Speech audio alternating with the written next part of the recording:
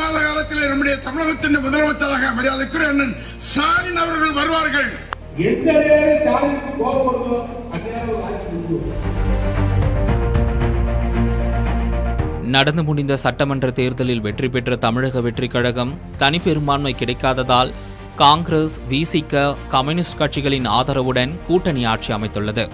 இதில் காங்கிரஸ், விசிக ஆகிய கட்சிகளுக்கு அமைச்சர் பதவியை வழங்கி ஆட்சியிலும் பங்கு, அதிகாரத்திலும் பங்கு என்ற தனது வாக்குறுதியையும் நிறைவேற்றினார் முதலமைச்சர் விஜய் ஆட்சி அமைத்து 64 நாட்கள் ஆகியுள்ள நிலையில் 6 மாதங்களில் அவரது ஆட்சி முடிவுக்கு வரும் என்று திமுக, அதிமுகவில் ஒரு சிலர் பேசி வருவது அரசியல் வட்டாரங்களில் விவாதத்தை ஏற்படுத்தியிருக்கிறது. தூத்துக்குடி மாவட்டம் ஸ்ரீவைகுண்டம் பகுதியில் நடைபெற்ற நிகழ்ச்சி ஒன்றில் திமுக சட்டமன்ற உறுப்பினர் அனிதா ராதாகிருஷ்ணன் கலந்து கொண்டு உரையாற்றினார். அப்போது பேசிய அவர் 6 மாத காலத்திற்குள் இந்த ஆட்சி முடிவுக்கு வரும் என்றும் மீண்டும் முதலமைச்சராக மு.க. ஸ்டாலின் பதவியேற்பார் என்றும் கூறியிருக்கிறார். 6 மாத காலத்தில் நம்முடைய தமிழகத்தின் முதலமைச்சராக மரியாதைக்குரிய அண்ணன் ஸ்டாலின் அவர்கள் வருவார்கள். நம்முடைய இளந்தலைவர் கட்சியை நடத்துவார்கள்.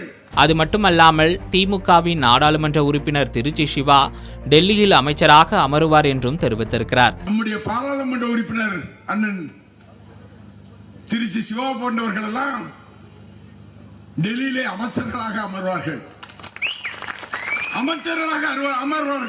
இதற்கிடையே விருதுநகரில் நடைபெற்ற ஆலோசனை கூட்டத்தில் பேசிய அதிமுக முன்னாள் அமைச்சர் ராஜேந்திர பாலாஜி, எந்த நேரம் மு.க. ஸ்டாலினுக்கு கோபம் வருகிறதோ அப்போது தாவேக ஆட்சி முடிவுக்கு வந்துவிடும் என்றும் அவருக்கு கோபம் வர வேண்டும், நிச்சயம் வரும் என்றும் கூறியிருக்கிறார்.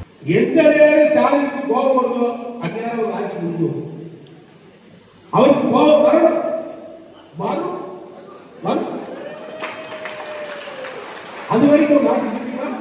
திருச்சி சிவாக்கு மத்திய அமைச்சர் பதவி கிடைக்கும் என்று அனிதா ராதாகிருஷ்ணன் பேசியிருப்பதும், மு.க. ஸ்டாலினுக்கு கோபம் வந்தால் தாவேக ஆட்சி முடிவுக்கு வரும் என்று ராஜேந்திர பாலாஜி பேசியிருப்பதும் பரபரப்பை ஏற்படுத்தியுள்ளது. குறிப்பாக திமுக, அதிமுக, பாஜக கூட்டணியில் ஆட்சி அமைக்கும் முயற்சிகள் நடைபெறுகிறதா என்ற கேள்வியும் அரசியல் வட்டாரங்களில் எழுந்துள்ளது.